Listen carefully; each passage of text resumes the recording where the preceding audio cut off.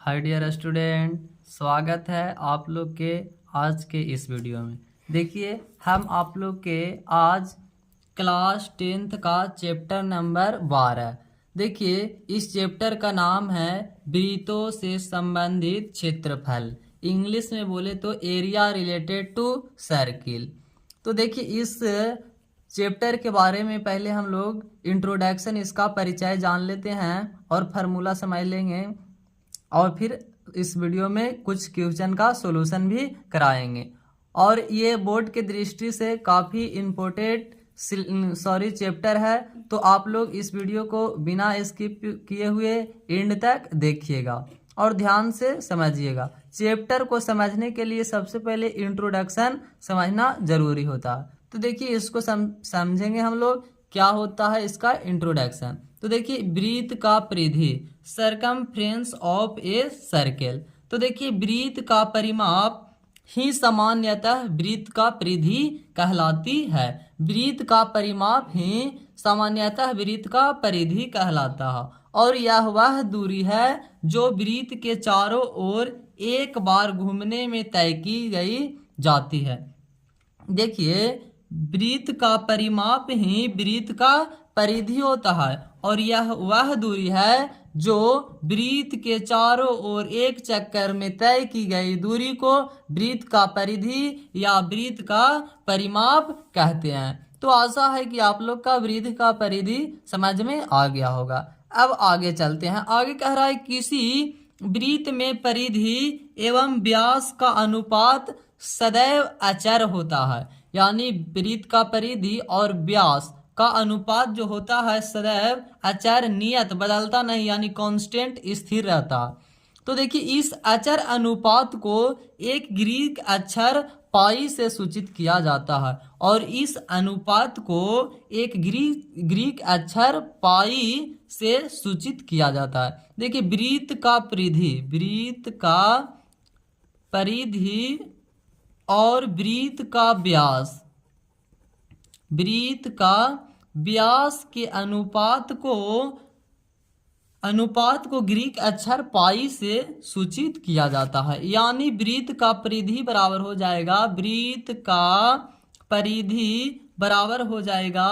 पाई, और वृत्त का व्यास भागा में उधर जाएगा तो हो जाएगा गुना में, यानी पाई गुने वृत्त का व्यास। वृत्त का व्यास को डी द्वारा सूचित करते हैं, तो यानी इसका वृत्त का परिधि बराबर पाई डी हो जाएगा। या इसलिए वृत्त का परिधि बराबर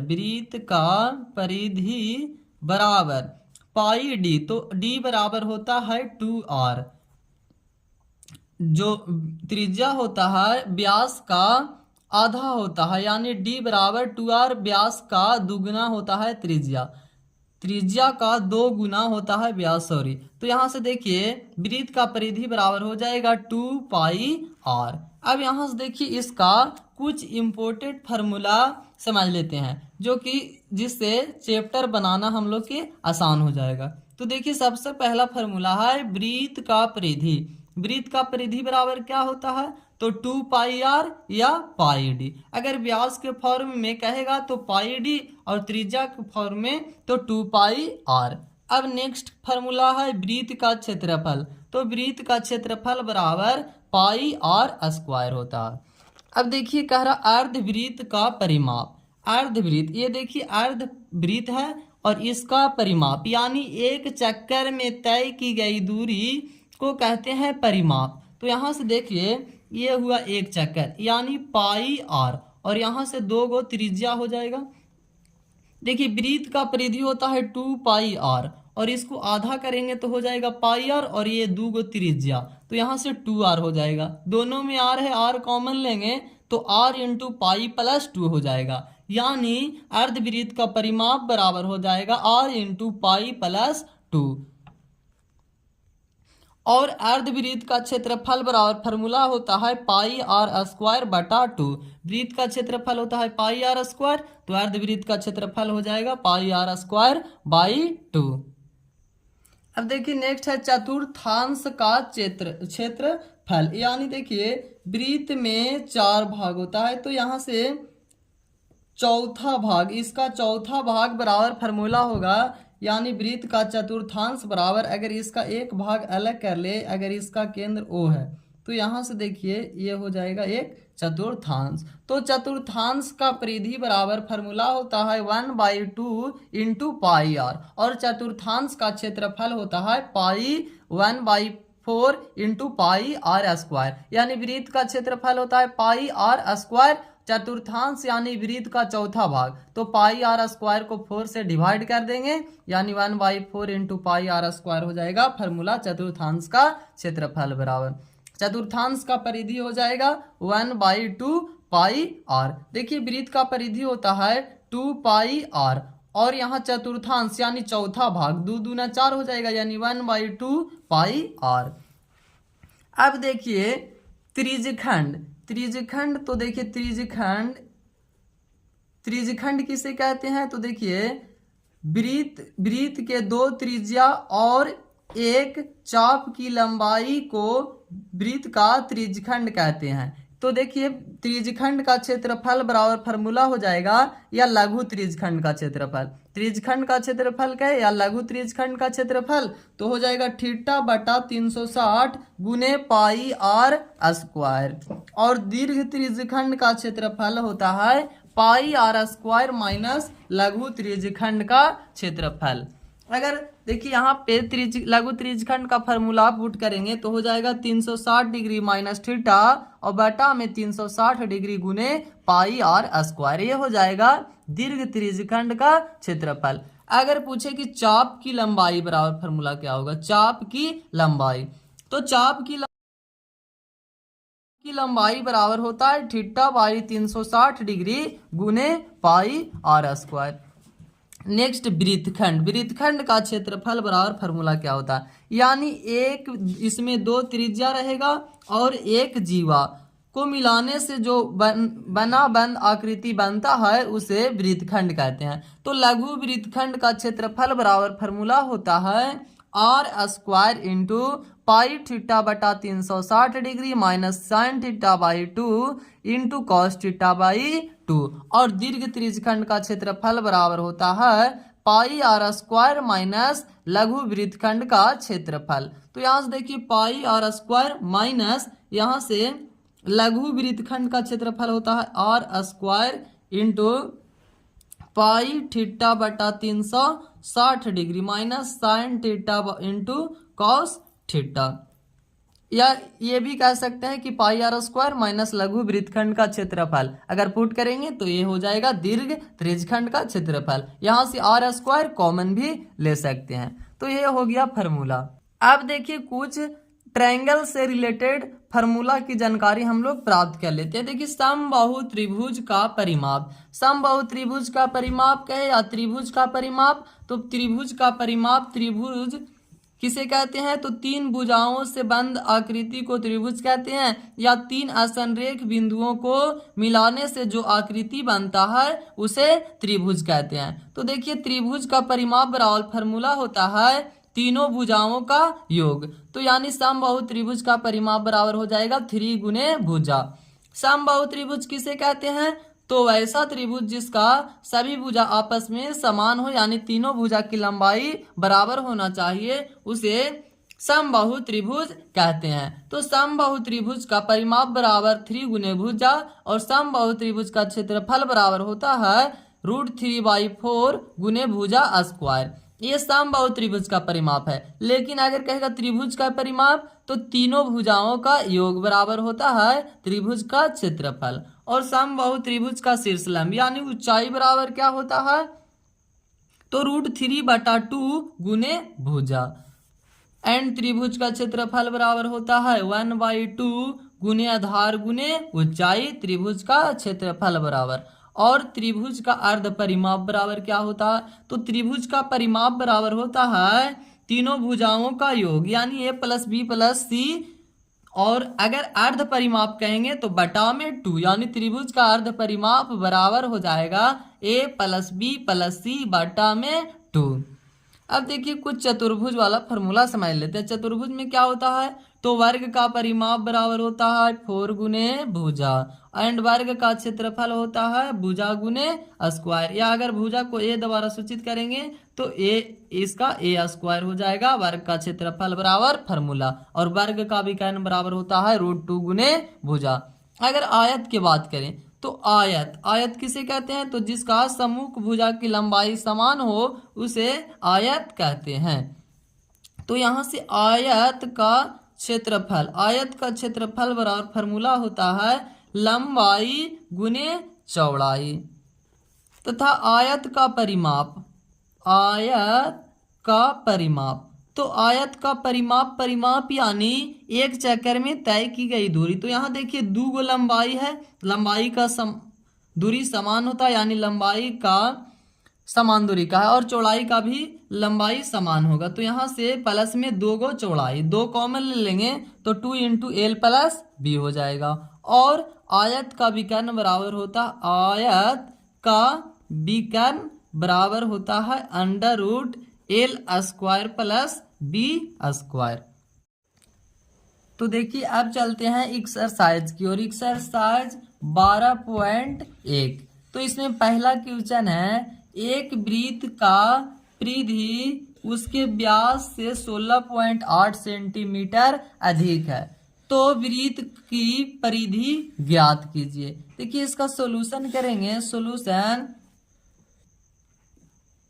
सॉल्यूशन करेंगे, इसमें माना कि वृत्त की त्रिज्या r है। तो यहां से देखिए वृत्त का परिधि, इसलिए वृत्त की परिधि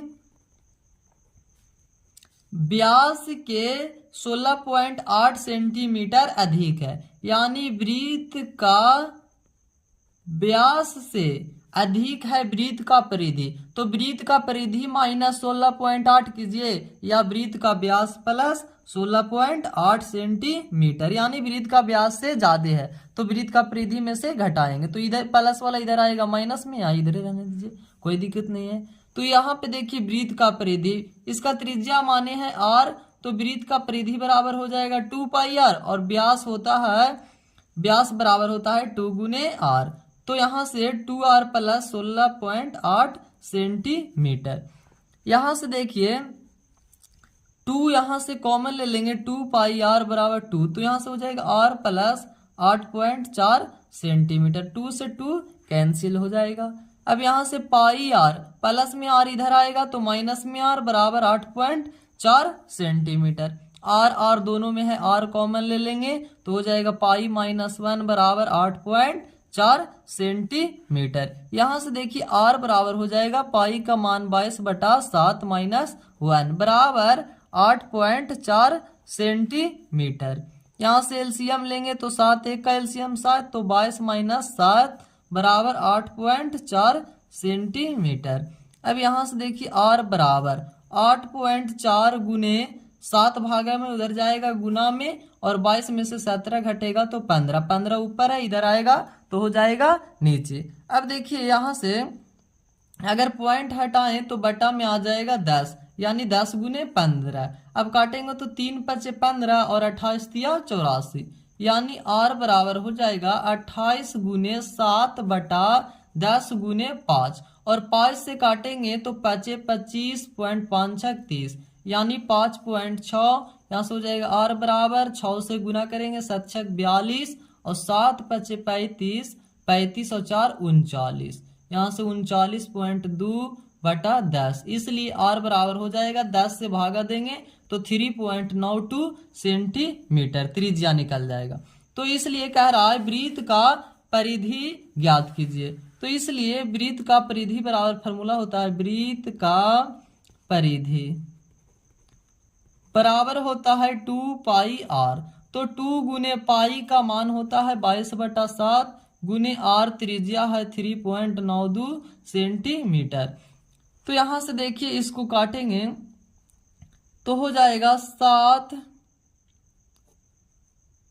यहाँ से इसको पॉइंट अगर हटा देते हैं तो बटा में आ जाएगा 2 0 काटेंगे, 7 × 5 = 35 और 7 × 6 = 42, 7 × 5 = 35 घटेगा 39 में से 35 घटेगा 4 और ऊपर से उतरेगा 2, तो 7 × 6 = 42, यानी 2 × 22 करेंगे, 22×2 = 44 गुने 56/100 है, यानी 56/100, 100 से भागा देंगे तो 0.56 हो जाएगा। और 56 × 44 अब करेंगे, तो 56 × 44 करेंगे तो हो जाएगा 6 चौको 24 और 5 चौको 20, 2 22, यानी 6 चौको 24, 5 चौको 20, 2 22, 4 4 2 6, 2 2 4 और 2, यानी आया 24 64, 24 64। और यहाँ देखिए 2 अंक के बाद पॉइंट है तो 2 अंक के बाद पॉइंट, सेंटीमीटर सेंटीमीटर, यानी वृत्त का परिधि निकल कर आ जाएगा 24.64 सेंटीमीटर आंसर। तो इस प्रकार के क्वेश्चन 2 मार्क्स में पूछे जाते हैं, हम लोग आसानी पूर्वक सॉल्यूशन कर लेंगे। आशा है कि आप लोग का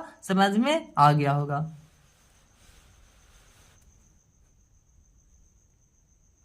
तो देखिए अब क्वेश्चन नंबर 2 का सॉल्यूशन करेंगे। इसमें कह रहा 42 सेंटीमीटर त्रिज्या वाले एक वृत्त से एक त्रिज्यखंड काटा जाता है। त्रिज्यखंड का कोण 150 डिग्री है और चाप की लंबाई ज्ञात करना है। देखिए एक वृत्त है, इसमें से एक त्रिज्या काटा जाता है, त्रिज्यखंड काटा जाता है जिसका त्रिज्या की लंबाई 42 सेंटीमीटर और थीटा बराबर है 150 डिग्री। तो चाप की लंबाई निकालना है। तो देखिए इसका लिखेंगे सॉल्यूशन